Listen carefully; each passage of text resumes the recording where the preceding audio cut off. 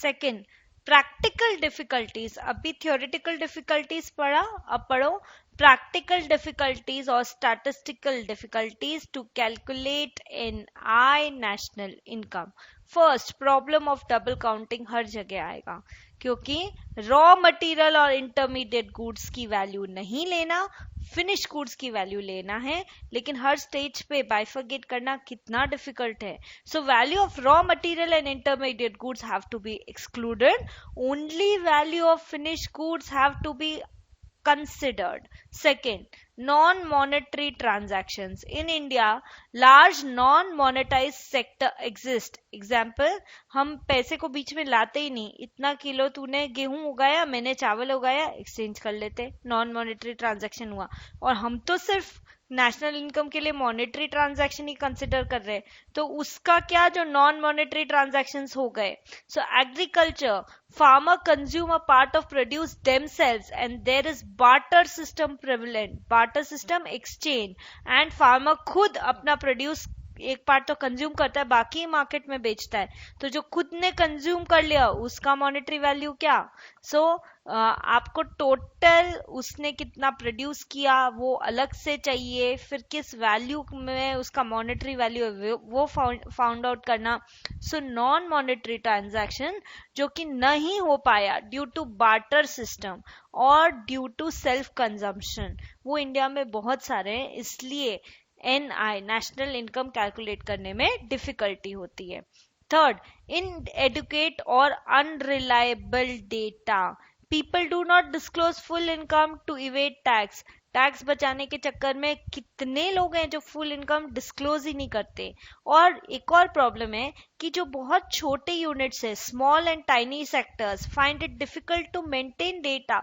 वो लोग डेटा या अकाउंट्स कुछ मेंटेन ही नहीं करते. Many people are illiterate and don't maintain accounts. तो अब उनकी इनकम क्या है कैसे पता करोगे, क्योंकि सबकी इनकम टोटल करके ही तो नेशनल इनकम आएगी. सो ये इनएडिक्वेट एंड अनरिलायबल डेटा है.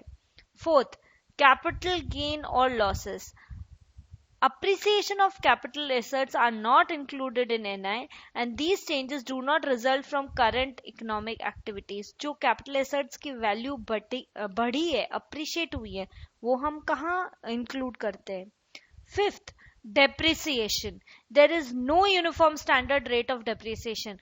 NI से depreciation को हटाना तो है, पर हर एसेट के लिए अलग रेट है. There is no uniform standard rate of depreciation on capital asset. It depends on nature of asset, life of asset, intensity of use etcetera. In fact income tax department ने एक रेट दी है, जैसे for computer है तो इतना आपको depreciation लगाना है, या और कोई मशीनरी है तो इतना, बिल्डिंग पे इतना, ऐसा. सो डेप्रिसिएशन कोई यूनिफॉर्म रेट है ही नहीं. Sixth, valuation of inventories. No uniform method and NI cannot be accurate. It's only estimation. Valuation of inventories कैसे हो, क्योंकि कोई यूनिफॉर्म मेथड ही नहीं है, कोई लीफो, कोई फीफो, कोई वेटेज, कोई कुछ हीफो.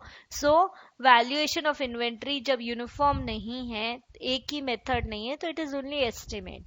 7, lack of systematic occupational classification. देखो इंडिया में मेजर पार्ट इज गांव का, ठीक है, one is rural one is urban, तो गांव का रूरल पार्ट. अब जब सीजन होता है, सीजनल एम्प्लॉयमेंट भी तो होता है, तब तो वो लोग खेती करते हैं, दैट इज फार्मिंग करते हैं. And when there is no season, no rains, that time they shift to some other occupation, may be pottery, may be cloth making, may be dairy, anything. So in rural areas there are primary and supplementary occupation. Example, agriculture, dairy, cloth making, pottery, etc.